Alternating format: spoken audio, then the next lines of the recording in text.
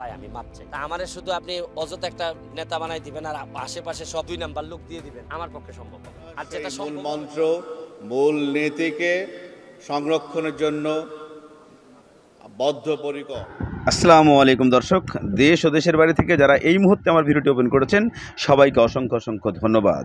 দর্শক, বর্তমানে আপনারা হেডলাইনে যে কথাগুলো শুনেছেন ব্যারিস্টার সুমনের মুখে এবং বেনজির আহমেদের মুখে, হঠাৎ করে ব্যারিস্টার সুমন কেন রাজনীতি ছেড়ে দিতে যাচ্ছে, কেন সে রাজনীতি করবে না, কেন সে এমপিগিরি করবে না, এর অর্থ কী, কেন হঠাৎ করে, কার ভয়ে, নাকি বেনজির আহমেদের লম্বা হাত সেখানে টেনে দিয়েছে? তার জন্যই কি ব্যারিস্টার সুমন হঠাৎ করে লাইভে বলতেছেন যে আমি এমপিগিরি করতে চাই না, আমি এটা করতে চাই না, আমি ওটা করতে চাই না? এটা কেন, কি কারণে, এই জিনিসটা সবার মুখে প্রশ্ন জেগে উঠছেন। দর্শক, এটা জানতে আপনাদেরকে একটু ধৈর্য ধরে দেখতে হবে, ব্যারিস্টার সুমনের কথাগুলো শুনতে হবে। তার আগে আপনারা বেনজির আহমেদের কিছু কথা শুনে আসুন, তাহলেই বোঝা যাবে মূল কারণ কোথায়।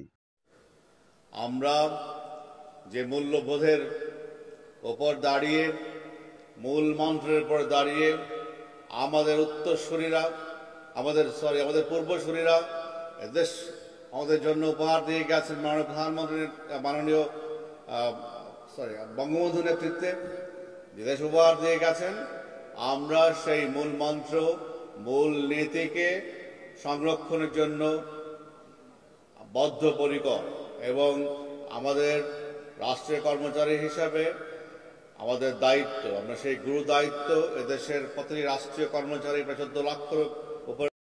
ইতিমধ্যেই আপনারা বেনজির আহমেদের কথাগুলো শুনেছেন।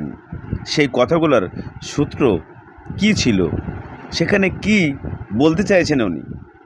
বেনজির আহমেদ এত বড় একটা দায়িত্বে থাকার পরেও উনি ভাষণে যে কথাগুলো বলেছেন, সে কথাগুলো কতটুকু উনি পালন করেছেন, কতটুকু উনি কার্যকর করেছেন?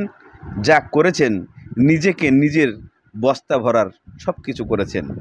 উনি বিভিন্নজনকে যেভাবে শাসিয়েছেন, বিভিন্নজনকে যেভাবে ক্ষমতার অপব্যবহার করেছেন, তার সূত্র ধরে আজকে ব্যারিস্টার সুমন হয়তোবা ভয় পাচ্ছেন। কিন্তু চলুন ব্যারিস্টার সুমনের আমরা বক্তব্য শুনে আসি, সে কি বল। ভাই আমি মাপ চাই। তা আমারে শুধু আপনি অযথা একটা নেতা বানাই দিবেন আর আশেপাশে সব 2 নাম্বার লোক দিয়ে দিবেন, আমার পক্ষে সম্ভব না। আর যেটা সম্ভব হবে না, মাল বানাইতে আমি কোথাও যাব না, না এমপি না অন্য কোনো। একটা বাচ্চারে দুধ খাওয়াইলেই হয় না, এটা পরিবেশ দিতে হয় বাচ্চার জন্য। তবে আমাকে যদি ব্যক্তি স্বাধীনতা দেন যে আপনি বাফুফে টাফুফেতে যাবেন। দর্শক বন্ধুরা, ইতিমধ্যে আপনারা ব্যারিস্টার সুমনের বক্তব্যটুকু শুনে ফেলেছেন। এই বক্তব্য শোনার ফলে আপনারা অনেকেই হয়তো বিশ্বাস করে ফেলছেন যে উনি রাজনীতি ছেড়ে দিতে চাচ্ছেন।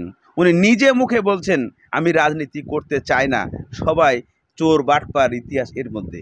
কিন্তু আসলে এই ভাষণটাকে কেন্দ্র করে আমরা কিছু ইউটিউবাররা যারা আছি এইভাবে ভিডিও তৈরি করি, যারা বিশ্বাস অবিশ্বাসের মাঝখানে ধরা পড়ি। আসলে এই ঘটনাটা এই মূল সময়ের নয়, অন্য একটা সময়ের ভিডিও এডিট